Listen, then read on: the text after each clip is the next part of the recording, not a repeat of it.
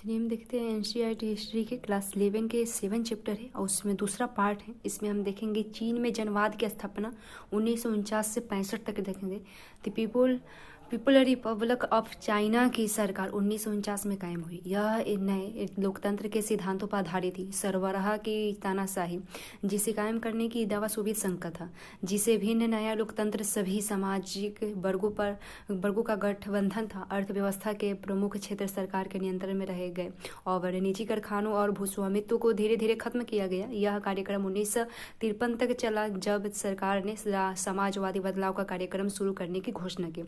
1958 में लंबी छलांग वाले आंदोलन की नीति के जरिए देश की तेजी से औद्योगिकरण करने की कोशिश की गई। लोगों को अपने घर के पिछवाड़े में स्टाफ की पट्टियां लगाने के लिए प्रोत्साहित किया गया। ग्रामीण इलाकों में पीपुल कम्युनियंस, जहां लोग इकट्ठे जमीन के मालिक थे और मिलजुल कर फसल उगाते थे, शुरू किए गए। 1958 तक 26,000 ऐसे समुदाय थे, जो कि कृषक आबादी का 98% था। माओ पार्टी द्वारा निर्धारित लक्ष्यों को पाने के लिए जन समुदाय को प्रेरित करने में सफल रहे। उनकी चिंता समाजवादी व्यक्ति बनाने की थी, जिसकी 5 चीजें प्रिय होगी: पितृभूमि, जनता, काम, विज्ञान और जन संपत्ति। किसान, महिलाओं, छात्रों और अन्य गुटों के लिए जन संस्थाएं बनाई गई। उदाहरण के लिए all China democratic women's federation के 760 लाख सदस्य थे और ऑल चाइना स्टूडेंट्स फेडरेशन के 32,90,000 सदस्य थे। लेकिन ये लक्ष्य और तरीके पार्टी में सभी लोगों को पसंद नहीं थे। 1953 से 54 में कुछ लोग औद्योगिक संगठनों और आर्थिक विकास की तरफ ज्यादा ध्यान देने के लिए कह रहे थे। लियू शाओची और तंग सियाओफिंग ने कम्यून प्रथा को बदलने की कोशिश की, क्योंकि यह बहुत कुशलता से काम नहीं कर रही थी। घरों के पिछवाड़े में बनाई गई स्टील औद्योगिक लिहाज से अनुपयोगी थी। दर्शन का टकराव 1965 से 78 देखे तो समाजवादी व्यक्ति की रचना के इच्छुक माओवादियों और दक्षता की बजाय विचारधारा पर माओ के बल देने की आलोचना करने वाले के बीच संघर्ष हुआ। चाओ द्वारा 1965 में छेड़ी गई महान सर्वहारा संस्कृति क्रांति इसी संघर्ष का नतीजा था, जो उन्होंने अपने आलोचकों का सामना करने के लिए शुरू की थी। पुरानी संस्कृति, पुराने रिवाजों और पुरानी आदतों के खिलाफ अभियान छेड़ने के लिए रेड गार्ड्स, मुख्यतः छात्रों और सैन्य का इस्तेमाल किया गया। छात्रों और पेशेवर लोगों को जनता से ज्ञान हासिल करने के लिए ग्रामीण इलाकों में भेजा गया। विचारधारा यानी साम्यवादी होना पेशेवर ज्ञान से ज्यादा महत्वपूर्ण थी। दोषारोपण और नारेबाजी के तर्क संगत बहस की जगह ले ली थी और सांस्कृतिक क्रांति से खलबली का दौर शुरू हो गया। पार्टी कमजोर हो गई और अर्थव्यवस्था और शिक्षा व्यवस्था में भारी रुकावट आई। 1960 के उत्तरार्ध से प्रवाह बदलने लगा। 1975 में एक बार फिर पार्टी ने अधिक सामाजिक अनुशंसा और औद्योगिक अर्थव्यवस्था का निर्माण करने पर जोर दिया, ताकि चीन शताब्दी के खत्म होने से पहले एक शक्तिशाली देश बन सके।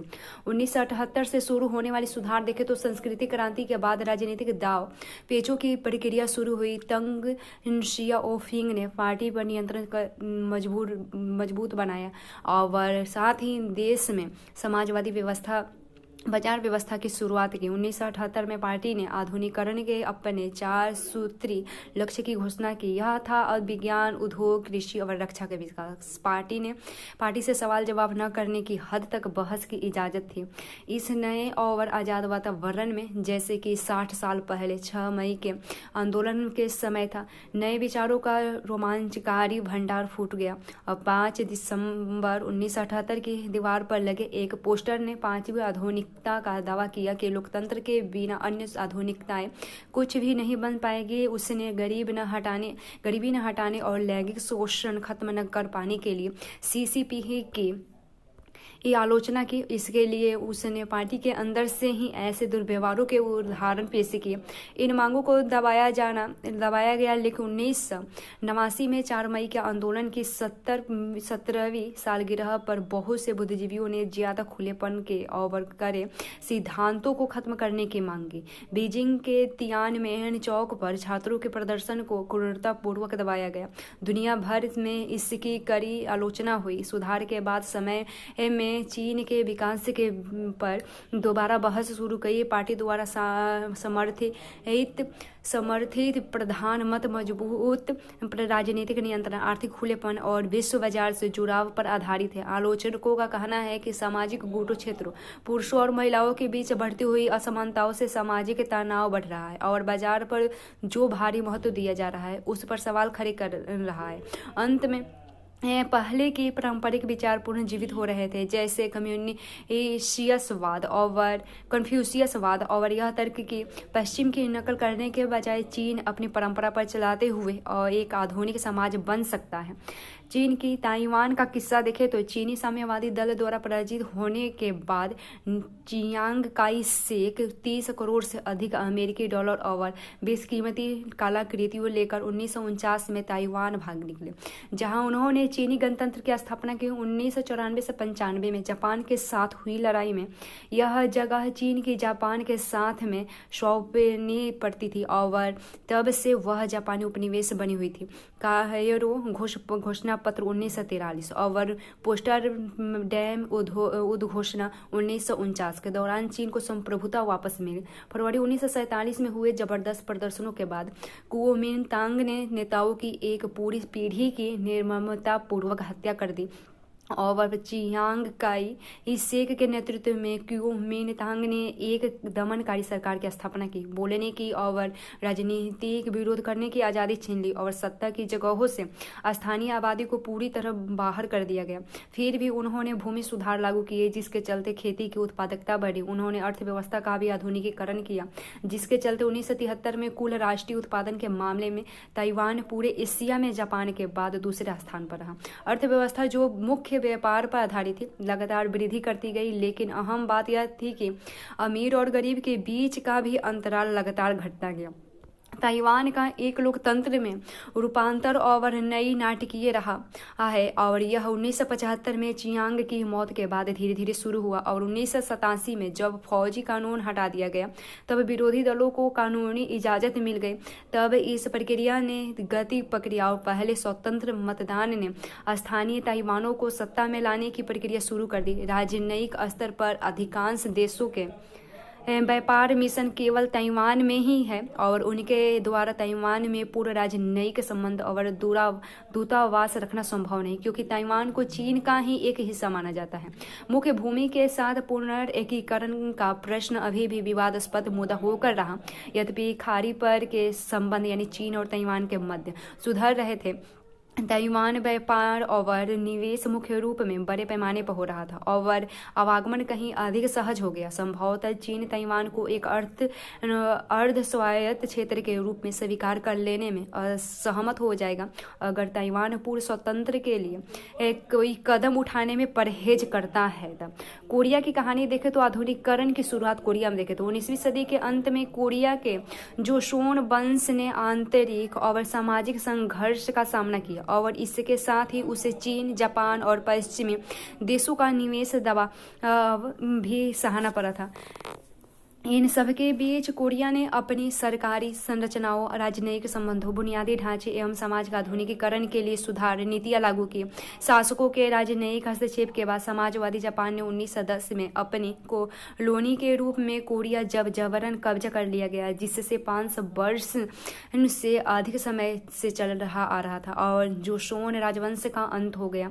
किंतु कोरियाई लोग जापानियों द्वारा किए जा रहे कोरियाई संस्कृति एवं नैतिक मूल्यों के दमन से काफी नाराज थे। आजादी के इच्छुक कोरियाई लोगों ने जापानी औपनिवेशिक शासन के खिलाफ प्रदर्शन किया। उन्होंने एक अस्थायी सरकार की स्थापना की और कैरो, याल्टा और पोट्सडेम सम्मेलनों जैसी अंतर्राष्ट्रीय बैठकों में विदेशी नेताओं से अपील करने के लिए प्रतिनिधिमंडल भेजे। जापानी औपनिवेशिक शासन 35 साल के बाद अगस्त 1945 में द्वितीय विश्व युद्ध में जापान की हार के साथ समाप्त हुआ।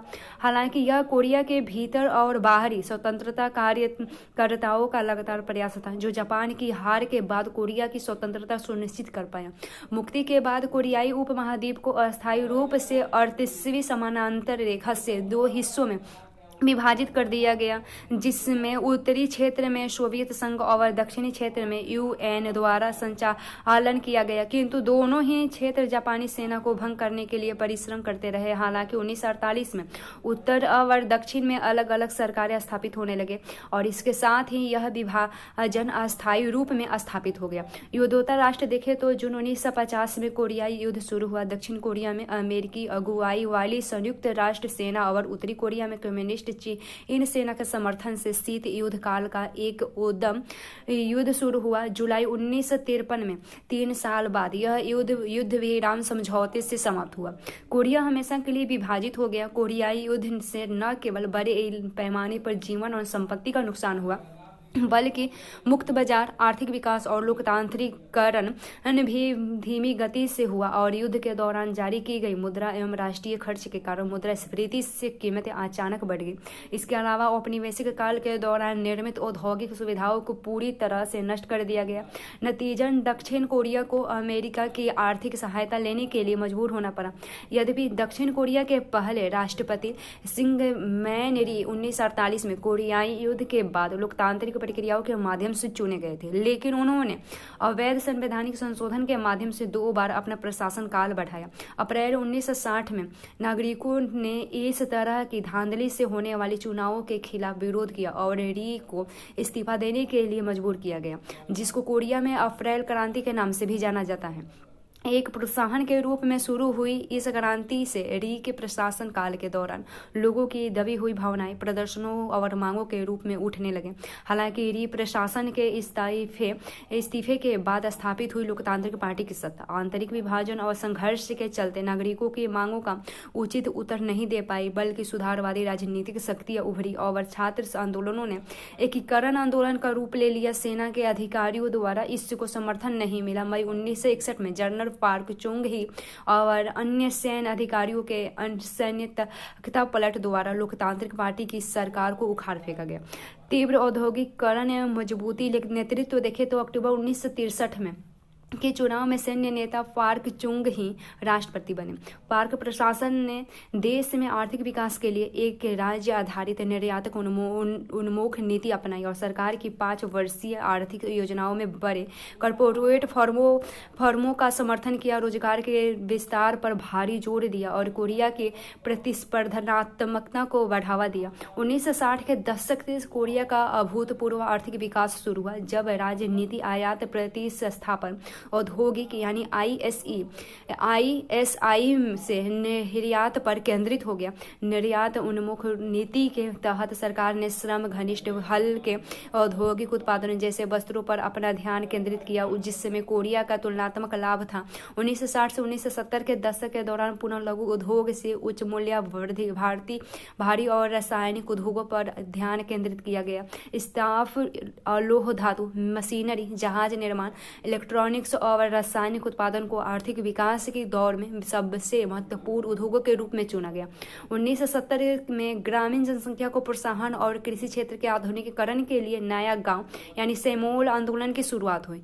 इस अभियान का उद्देश्य लोगों को निष्क्रिय और निराशावान जीवन से सक्रिय और आशावान बनाया गया। इस अभियान द्वारा ग्रामीण लोगों को अपने गांव के विकास और समुदाय की जीवन शैली को सुधारने के लिए सशक्त किया गया। आगे चलकर इस अभियान का औद्योगिक संयंत्रों और शहरी क्षेत्रों के आसपास के इलाकों के विकास के लिए विस्तार किया गया। आज कोरिया अन्य विकासशील देशों के साथ जो अपने विकास प्रयासों में सेमोल आंदोलन के सिद्धांतों को अपनाना चाहता है, इस आंदोलन से प्राप्त ज्ञान और अनुभव बांट रहा है। मजबूत नेताओं, प्रशिक्षित अफसरों, आक्रामक उद्योगपति और सक्षम बल श्रम के संयोजन से कोरिया आज सारे विश्व को अपनी आर्थिक वृद्धि से चौंका रहा है। महत्वाकांक्षी उद्यमी सरकारी प्रोत्साहनों से निर्यात को बढ़ाने और नए उद्योगों के विकास में सक्षम रहे।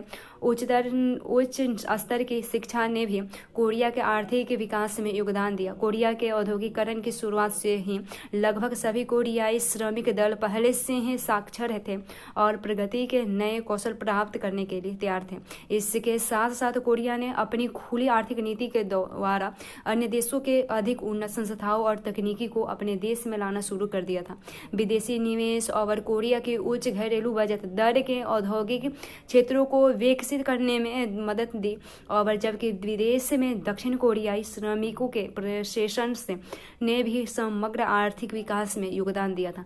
पार्क प्रशासन के दीर्घकालीन शक्ति का आधार कोरिया का आर्थिक विकास था। पार्क के द्वारा किए गए संविधान संशोधन से वह तीसरे कार्यकाल के लिए चुनाव में खड़े हुए और 1971 में उन्हें पुनः चुना गया। अक्टूबर 1972 में पार्क ने यूसीएन संविधान घोषित करके कार्यान्वित किया और जिसने अस्थायी अध्यक्षता को संभव बनाया। यूसीएन संविधान के तहत राष्ट्रपति को कानून के क्षेत्राधिकार और प्रशासन पर पूर्ण अधिकार था और किसी भी कानून को आपातकालीन नियम के रूप में निरस्त करने का भी एक संवैधानिक अधिकार था। राष्ट्रपति को पूर्ण अधिकार प्रणाली के साथ देश के आर्थिक विकास के प्रगति के लिए लोकतंत्र एक तरह से अस्थायी रूप में निलंबित हो गया था। हालांकि 1979 में दूसरे तेल संकट से देश की आर्थिक नीति, जो कि भारी रासायनिक उद्योग में मुख्य निवेश रखती थी, वे काफी बाधाएं आई। इसके साथ छात्रों, विद्वानों और विपक्ष ने लगातार यूसीएन संविधान के खिलाफ संघर्ष प्रदर्शन किया, क्योंकि पार्क प्रशासन में आपातकालीन उपायों के आह्वान और राजनीतिक अस्थिरता का दमन कर दिया गया। इस आर्थिक संकट और राजनीतिक स्थिरता के बीच पार्क का प्रशासन अक्टूबर 1979 में पार्क चुंग ही की हत्या के साथ खत्म हो गया।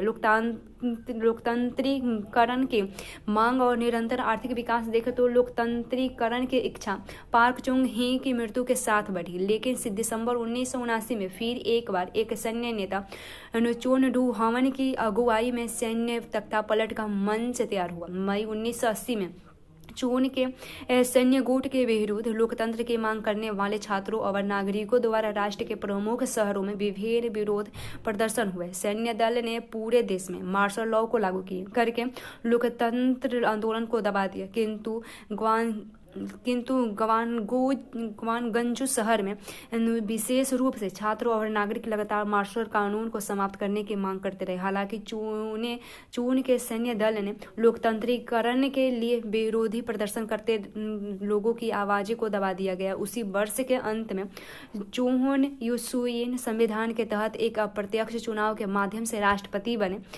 चून प्रशासन ने अपनी सरकार को स्थिर बनाने के लिए लोकतांत्रिक प्रभाव का मजबूती से दमन किया। हालांकि चुंग प्रशासन ने अंतर्राष्ट्रीय आर्थिक दृष्टिकोण से कोरिया के आर्थिक विकास को 1980 के 1.7% से बढ़ाकर 1983 में 13.2% कर दिया गया और मुद्रास्फीति को भी कम कर दिया गया। आर्थिक विकास ने शहरीकरण, शिक्षा के स्तर में सुधार और मीडिया की प्रगति को जन्म दिया।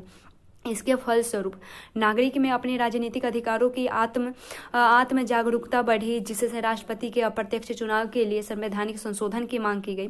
मई 1987 में एक विश्वविद्यालय के छात्र की अत्याचारों से हुई मौत की घटना के बाद नागरिकों के लोकतांत्रिकरण के लिए बड़े पैमाने पर प्रदर्शन किए, जिसको चुंग प्रशासन ने दबाने की कोशिश की। इसके बाद चुंग शासन सरकार के खिलाफ लोकतांत्रिक आंदोलन में न केवल छात्रों बल्कि मध्य वर्ग के नागरिकों में भी भाग लिया था और इन प्रयासों के चलते चुंग प्रशासन को संविधान में संशोधन करने के लिए मजबूर होना पड़ा और नागरिकों को सीधे चुनाव का अधिकार मिला। कोरियाई लोकतंत्र का एक नया अध्याय इस प्रकार से शुरू हुआ था। कोरियाई लोकतंत्र और IMF संकट देखे तो नए संविधान के अनुसार 1971 के बाद से पहला प्रत्यक्ष चुनाव दिसंबर 1987 में हुआ, लेकिन विपक्षी पार्टी की एकजुटता में विफलता के कारण चुन के सैन्य दल के एक साथी सैन्य नेता और ताएबू का चुनाव हुआ। हालांकि कोरिया में लोकतंत्र जारी रहा। 1990 में लंबे समय से विपक्षी नेता रह चुके किंग यंग सेम ने एक बड़ी सत्तारूढ़ी पार्टी बनाने के लिए रोह की पार्टी से समझौता किया। दिसंबर 1992 में दशकों से चले रहे सैन्य शासन के बाद एक नागरिक नेता किम को राष्ट्रपति पद के लिए चुना गया। नए चुनाव एवं सत्तावादी सैन्य शक्ति के विघटन के स्वरूप एक बार फिर लोकतंत्र की शुरुआत हुई। नए प्रशासन के निर्यात नीति के तहत सैमसंग, हुंडई और LG सहित कुछ कंपनियां 1990 की शुरुआत तक वैश्विक प्रभुता प्रमुखता के स्तर पर तक पहुंच चुकी थी और सरकारी समर्थन के साथ कोरियाई कंपनी ने पूरी प्रधान व्यवसाय और रासायनिक उद्योग के साथ साथ इलेक्ट्रॉनिक उद्योग में भी निवेश करना शुरू कर दिया था। दूसरी ओर सरकार ने औद्योगिक और सामाजिक बुनियादी ढांचे के निर्माण पर ध्यान देना जारी रखा था।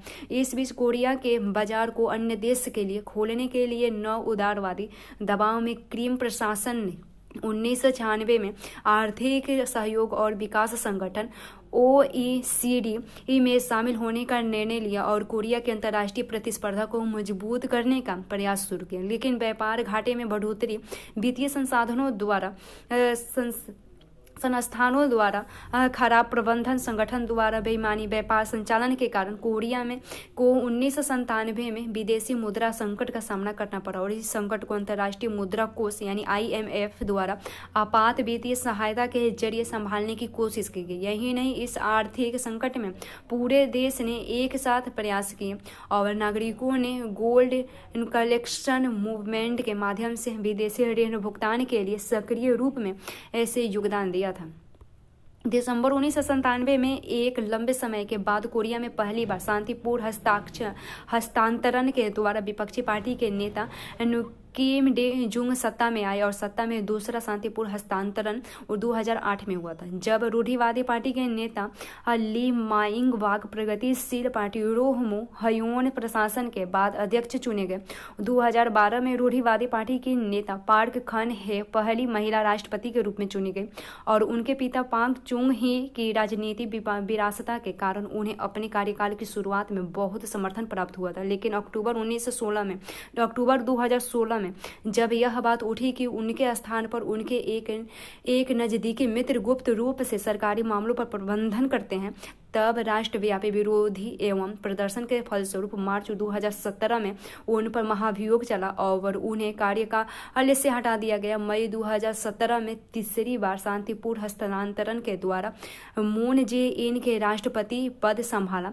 2016 में नागरिकों के नेतृत्व में किए गए कैडल लाइट विरोध में विदेश के लोकतांत्रिक कानून और प्रणालियों की सीमाओं के भीतर राष्ट्रपति के इस्तीफे की मांग कर रहे नागरिकों का शांतिपूर्वक प्रदर्शन कोरियाई लोकतंत्र की परिपक्वता को दर्शाया गया। कोरियाई लोकतंत्र आर्थिक विकास का कर्जदार है, लेकिन यह देश के गणतंत्रवाद को प्रोत्साहित करने वाले कोरियाई नागरिकों की राजनीतिक जागरूकता ही है और जिसने आज इस देश को आगे बढ़ाने में प्रमुख भूमिका निभाई है।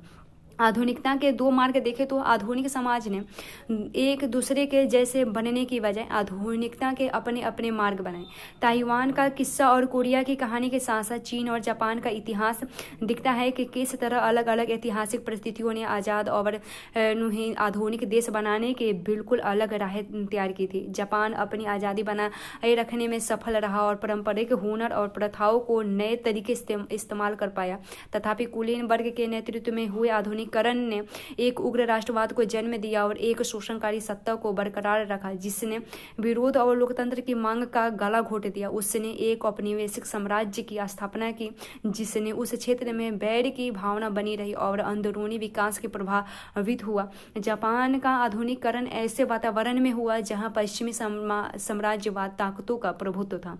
हालांकि जापान ने उनकी नकल की पर साथ ही अपने हल ढूंढने की कोशिश भी की थी। जापानी राष्ट्रवाद पर इन मजबूरियों का प्रभाव है। एक और जहां जापानी एशिया को पश्चिमी आधिपत्य से मुक्त रखने की उम्मीद करते थे, दूसरी लोग के लिए यही विचार साम्राज्य का निर्माण के लिए महत्वपूर्ण कारण सिद्ध हुए थे। यहाँ एक उल्लेख करना जरूरी है क्योंकि सामाजिक और राजनीतिक संस्थाओं के सुधार और रोजमर्रा की जिंदगी को बदलने के लिए केवल परंपराओं को पुनर्जीवित करने या जबरदस्ती उन्हें पकड़ने रखने का या संभालने का सवाल नहीं था, बल्कि उन्हें नए और अलग रचनात्मक तरीके से इस्तेमाल करने की बात थी। उदाहरण के लिए मेजी स्कूली पद्धति ने यूरोप और अमेरिका प्रथाओं के अनुरूप नए विषयों को शुरुआत की, किंतु पाठ्य चर्चा का मुख्य उद्देश्य निष्ठावान नागरिक बनाना है। नैतिक शास्त्र का विषय पढ़ना अनिवार्य था जिसमें सम्राट के प्रति वफादारी पर जोर दिया गया था। इसी तरह परिवार में और रोजमर्रा की जिंदगी में आए बदलाव विदेशी और देसी विचारों को मिलाकर कुछ नया बनाने की कोशिश को दर्शाते हैं।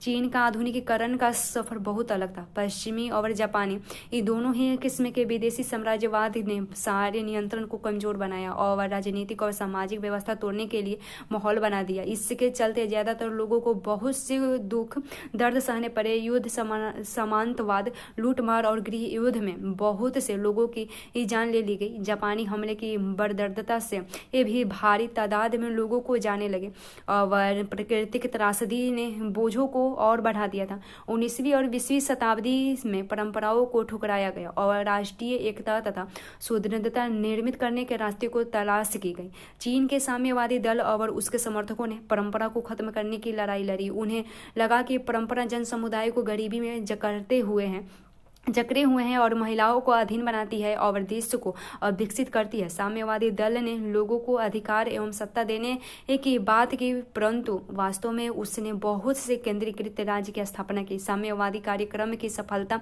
ने उम्मीद का वादा किया, लेकिन दमनकारी राजनीतिक व्यवस्था ने मुक्ति और समानता के आदर्शों को ऐसे नारेबाजी में बदल दिया जो लोगों को चालाकी से प्रभावित करे और अपने काबू में लाने में काम आती है। तथापि इससे शताब्दी पुरानी ये असमानताएं घट गई, शिक्षा का विस्तार हुआ और जनता के बीच एक जागरूकता पैदा हुई।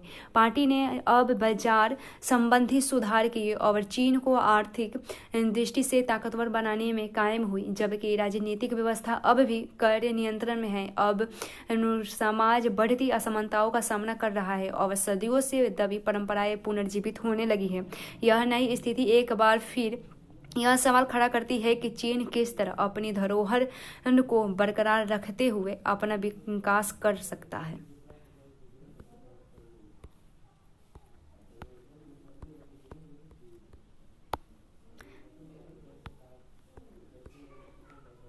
निष्कर्ष के तौर पर देखें तो विश्व इतिहास के कुछ विषय पर इस पुस्तक में आपका परिचय एक लंबी कालावधि से कराया गया, जिसे प्राचीन, मध्य और आधुनिक युगों में बांटा जा सकता है। मानव उद्भव और विकास के कुछ प्रमुख विषय इस पुस्तक के केंद्र बिंदु रहे। अलग अलग अनुभागों में निम्नलिखित क्रम लघुतर कालखंडों की चर्चा की गई। 60 लाख वर्ष पूर्व से 400 ईसा पूर्व, 400 ईसा पूर्व से 1300 ईस्वी, 800 से 1700 ईस्वी और 1700 से 2000। इतिहास कार्य प्राय प्राचीन, मध्यकालीन या आधुनिक युग के विशेषज्ञ होते हैं, किंतु सर्वत्र इतिहासकार के शिल्प की कुछ सामान्य विशेषताएं और समस्याएं होती हैं। हमने प्राचीन, मध्य और आधुनिक युग के बीच के अंतरों को मध्यम करने का प्रयत्न किया और ताकि इतिहास कैसे लिखा जा सकता है और उसके बीच विवेचना कैसे की जा सकती है, इसका एक समग्र बोध प्राप्त हुआ। इसका उद्देश्य आपको पूरे मानव इतिहास की सामान्य समझ देना भी है। वह इतिहास जो हमारे आधुनिक जड़ों के मुकाबले कहीं ज़्यादा गहरे ज़्यादा है।